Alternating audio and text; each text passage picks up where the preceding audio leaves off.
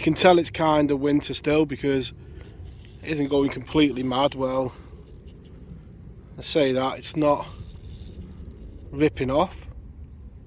But yeah, with the river a mess, just thought I'd drop on for a few hours, see if we could catch one.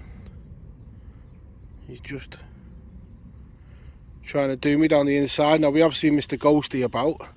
He was the one that gave the game away. And it's one of these lovely mirrors that has paid the price.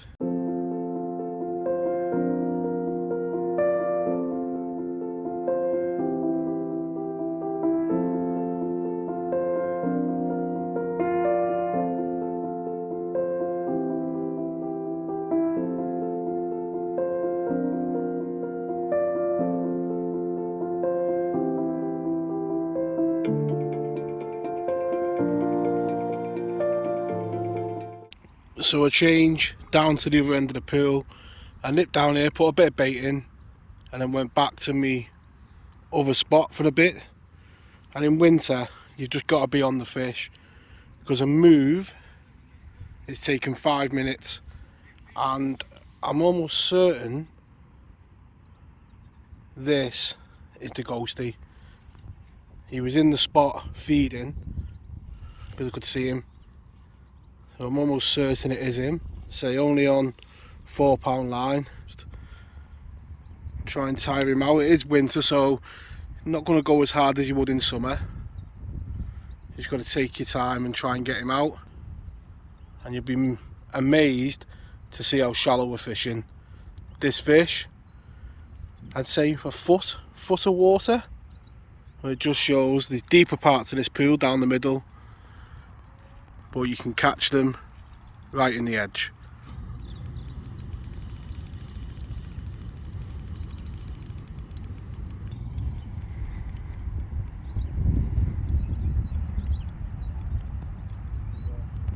It is a bit of a battle on 4 pound line. I do think it is a decent fish, plenty of power. You see, not really much I can do with it, just got to try and take my time and play it.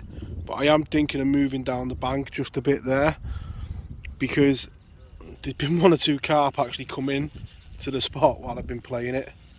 And as you can see,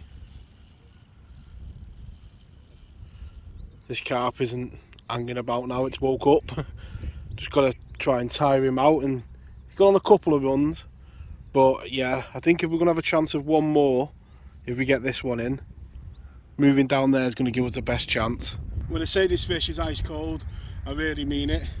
He was the one that gave the game away about an hour ago, and now he's on the bank. Let's get it straight back and get back onto the spot, see if we can pick up another. So as you can see there, the swim quite shallow. You look at that. What, foot and a half deep. I'm caught in the margins down there. Coming to the end of the day now, and it's just beautiful seeing the end of the day and the sun drop in the sky. Waiting for maybe 1 or 2 carp to reappear. You just see a couple of swirls there. Well, there's 1 or 2 in the swim, come back. So it'd be great to end the day with 1 more carp.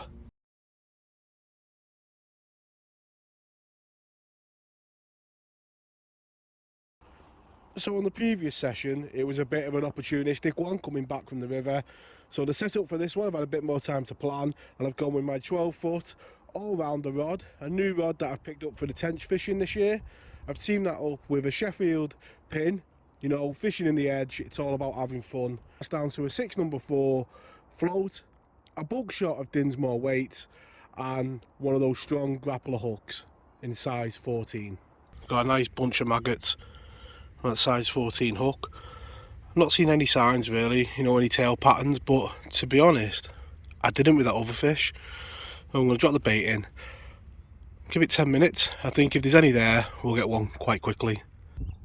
So feeding the swim up while I was setting the rod up, it didn't take too long to get a bite, and seeing him underneath that tree there when I arrived, just baiting up here and having the patience to wait, you know, not sitting right on top of them, and so as get a bite. and when I can have fun with carp, I always try and set up the centre pin. Now last week they did disappear, didn't they, down the other end of the lake, so yeah, we are playing him right where we've caught him, which isn't ideal, but it's taken about 5 minutes to get the first bite. It's a bit warmer this week, most definitely. I'll try and get him in, but you can just tell by the fight of the carp, you know how cool it still is, because he hasn't bolted, he's just stayed underneath the rod tip. So just looking through my Polaroids, all this water here is murky.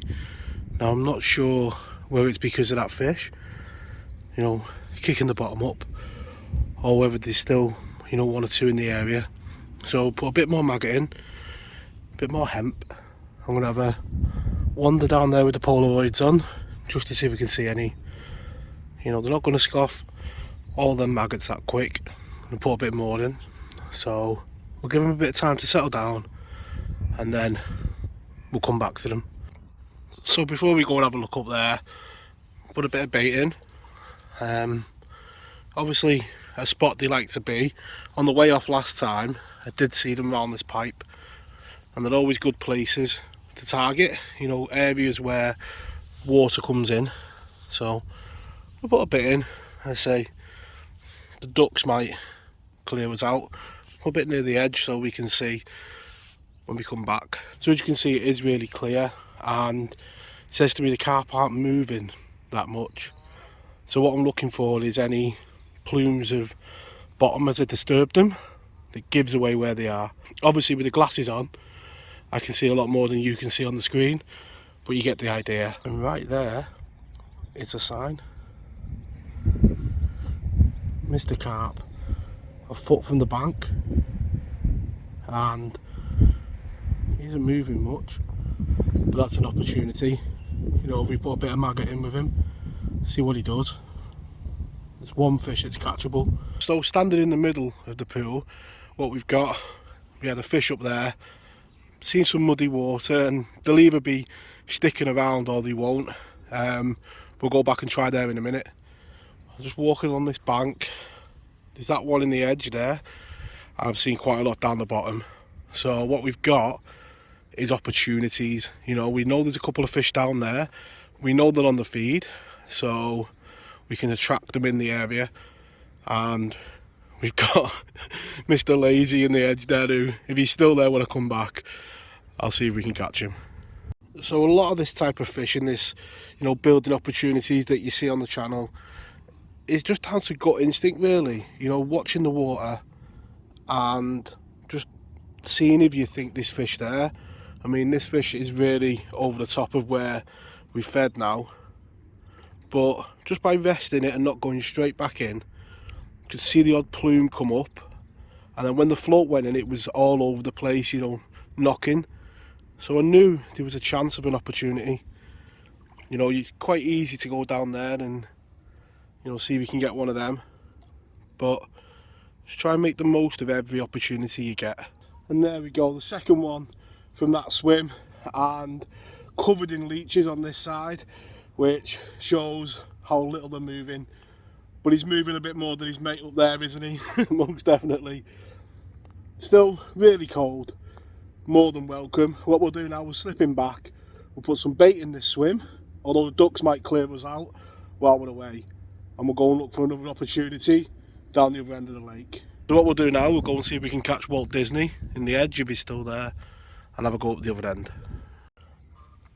So for the past half an hour I've been baiting up this spot here between the two trees, and watching the carp come in and get away with it. They were coming in, eating the maggots and just avoiding my bait, so it's been great to watch. So what I've done, taken the float off and completely free lined, and just waited for the line to tighten. Yeah, it's been interesting watching them, and it's always great just watching fish's reaction to your bait. You know, if you cast in the middle of the lake, it's still going on, but when you can see them come in, feed, and then completely just bolt away when they get near your bait, you know there's something up. I'm taking all the weights off and free lining. We've managed to get carp number 3 on the end. And this one's actually pulling a bit. If all he was worrying about Walt Disney, he'd gone by the time we got there. But he's most definitely having a go. The spring sun shining down. We got him on the centre pin, free lined, and yeah, absolutely beautiful way to spend the Sunday. So coming back to this swim, there's 1 or 2 carp there milling about, but just look how coloured this swim is. While the cat's away, the mice have most certainly been playing. So I've just chucked a couple of maggots in. I'm going to give it a couple of minutes, keep watching the water, and then we'll make a cast. So the swans gate crashed the party over there. So come along here, right in the edge here where the scum's collecting, and started another swim. Now, I know I've hooked a ghostie, and I know there's only 2, maybe 3 left in the lake. So, yeah, it's a much bigger fish than what we have been getting. And whether it's the same one we hooked last week, I don't know. All I know right now is I think it's a ghost carp.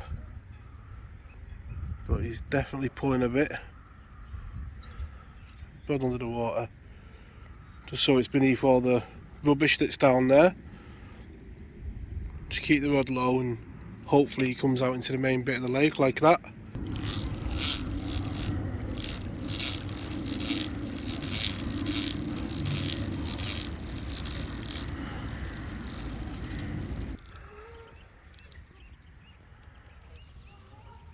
And they don't take too long to take advantage, do they? See me playing this carp and they've come in straight away onto the spot. He's definitely putting up a bit of a battle. That's the first gulp he's taken, so he's nearly ready. So midway through this blog last week, we ended the session with a beautiful ghost carp, and we're ending this blog with this beautiful fish. It's been great fun on the centre pin today, and ending with an epic fight, 4-pound line, size 14 hook. Great fun. Just using up that maggots and the hemp left over from the river, and yeah, well, I wish you all tight lines in your own fishing. It'd be great if you could like and subscribe, and I'll catch you all next week. Tight lines.